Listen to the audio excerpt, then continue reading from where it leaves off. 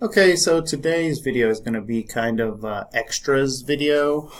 It's just some stuff that I've been meaning to talk about for a while and just really haven't had a chance to. Some of you in class have been able to, I've been able to talk to you about it, and other ones not, mostly depending on how much help you needed.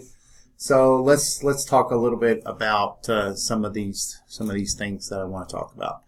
All right, so the first one is the window menu. Okay, so the window menu allows you to add and subtract things over on the right hand side, and mostly that's called the workspace. And so some of you, I know we have talked about the different workspaces like photography. Here's the photography workspace and the essentials workspace. And you can also add things like the history panel that is open right now. There's other panels that you can add. For example, the paragraph panel. And these panels can be docked right here, or they can be flown out, right? And I can dock them over in a different part of the panel, like right here. I can put my history panel over here. So that's just really useful to be able to do that. All right, so the next thing I wanted to talk about was the history panel. And so let's do a couple of things. Let's go ahead and make some adjustments. I'm going to make adjustments to the levels. And I really want to talk about levels adjustments. So one of the things that you can do with levels adjustments is you can set your white and black light level. And that's with these eyedroppers. So one of the things I can do is I can find the whitest thing in the picture, which might be this cloud right here, right? And I can set the white level to that cloud. And you see how it brightened up and made the sky a lot bluer. And then I can do the same thing with a black level, which maybe I'm going to pick this as my black level. That's maybe a little too black. So I'm going to cancel that. But let's go ahead and try that again. Adjust levels. Right, so let's try the white level. The white level seemed to work really well. And then the black level, I'm not sure if there's anything black enough in this picture to really set our black level. Okay, I'm just going to use that as my black level. And then I'm going to drag my mid-level slider over like that to brighten up the picture. Okay, so that's one thing I can do. And we can also crop the picture, right? So I'm going to use my cropping tool, right? And I'm going to turn on my rule of thirds grid. And go ahead and crop the finger out of the corner of this. I'm going to get rid of that tree right there. Okay, I'm going to put my horizon on the rule of thirds line, or do I want to do it this way with the grass? No, I want to keep that tree. So let's put the horizon on the rule of thirds line and hit enter. Okay, so now you'll notice over here in my history panel, you can see that I have several things. I opened the picture, I changed the levels, I cropped it, and what I can do is I can go back and I can uncrop it just by clicking on levels. And I can go back to the original state by clicking on open. I can move, as long as I don't make any changes, I can keep moving back and forward, up and down the history. But as soon as I make another change, it will delete any of these. Like if I go here and I make a new change, it's going to delete that crop. Okay, but I can back up through my history as long as I don't make any new changes in the history panel. So let's talk about layers. So let's go to the animation that we've been working on. And one of the things that I've noticed that that's been real common is I'm going to come up here, I'm going to make a brand new layer. And notice this layers, you got to think of these layers as a stack of layers, right? So this layer is on top. And if I get a new color over here, let's get orange, right? And if I fill that layer, what's going to happen? Well, the whole page is going to turn orange because that layer is on top of all the other layers. So if I don't want that layer to be on top, then I have to move it down underneath. So if I move it underneath this layer right here, then that layer will be on top and will show through. Okay, and this layer is behind the other layers. So I could put this down, way down at the bottom here, right? And now the seniors in the class of 2019 layers are on top, and that orange layer is only on top of the gray and the blue layers. So it's very important where you put your layers, but you can move them around. Right? You can move each layer to where it is that you need it. And it's very important that when you want to affect the layer, that you click on that layer. Right? So, and that layer is visibility is turned on. So if I want to make the lion here orange, oh, well, the lion's off the screen. Let's pick this lion. If I want to make him orange, I have to be clicked on that layer. If I'm not clicked on that layer, let's pick a different color other than orange. How about green? So if I want to make the lion green, but I'm clicked on this layer and I click on the lion, notice it affects the background layer, not the lion. Okay, so I'm going to undo, edit, undo. Okay, if I want to affect the lion, I got to be clicked on the lion layer, and now I can affect the lion. Let's talk a little bit about contiguous and not contiguous. So I could affect just these little parts of the lion, right? Or I can uncheck contiguous, which means only things that touch. Now it's all the things that are blue on this whole layer. Like if I check here, it's going to make all the blue green, like that. It doesn't have to be touching. It just has to be whatever I clicked on. Oops, let's not do that. That's ugly. Okay.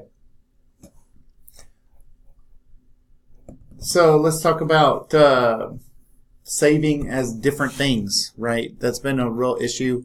When you go here to save as, right? If I tell you I want you to save it as a JPEG or I want you to save it as a GIF, make sure that you change that to a JPEG or you change it to a CompuServe GIF, right? Most of the time I'm going to tell you what file format I want you to save it as, so make sure you save things out when you do that. Okay, and then linking layers. Let's talk about that. So I'm going to go back all the way to when I opened. So you see how I went from my history over here? I just went all the way back to the very beginning. I'm going to turn off this layer and that layer. Okay. So the lion and the inner circle are two separate layers, right? But if I want to move them together, I can select both of them by holding down the shift key, select the lion, hold the shift key, then select inner circle. Okay.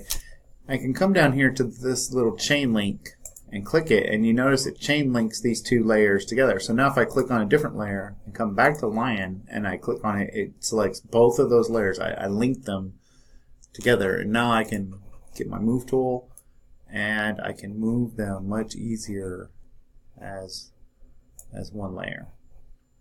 Right, my outer circle. Okay. All right, let's talk a little bit about selections. So let's go back to the photo. This photo is, taken in the dark, so it's not super awesome. There we go. Alt, hold down the Alt key, you notice it'll make it minus. I can also come up here and just click on minus, right, and then zoom out. Alright, so I'm going to get my polygon lasso tool, and I'm going to come over here and just start selecting the edge of the tent. Right.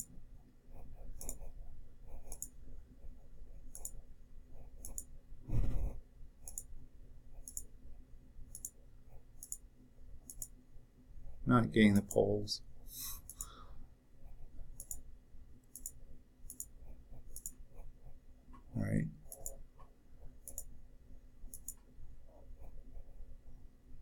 Okay, I'm going to make a mistake. Okay, so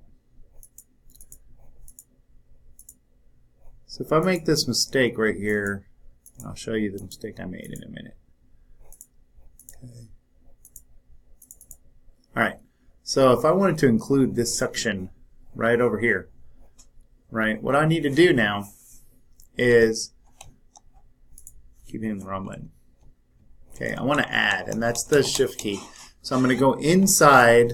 I'm going to zoom in a little bit here. Oops, zoom in, not out. Okay, I'm going to go inside. Alright, so I'm going to get my selection key, and I'm going to hit shift. I'm going to start inside of my already selected area, inside of the marching ants. Right, and if I want to get this area down here that's kind of in the shadow, and then go back inside, it doesn't matter where I am inside. There, you see how I added it? So I held down my shift key the whole time, and I added it. If I want to subtract something, so let me add. Okay, so I made that oops right there. So if I want to subtract that, I'm going to hold down the Alt key, and I'm going to start on the outside. Basically, what I'm going to do is I'm going to cut this out. So I can add things or subtract things to my selection. Okay, so another thing I can do is I can make my selection grow. So I'm going to go ahead and duplicate my background. I'm going to take my background, come down here, and then I'm going to turn the background off, make it invisible. And I'm going to select invert, right, because I want to keep the tint. And I deleted the background.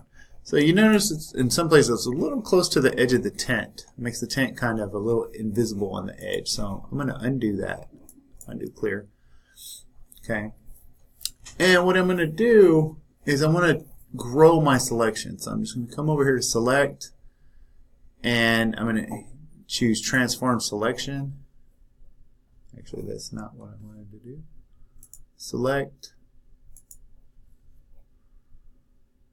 Let's back up.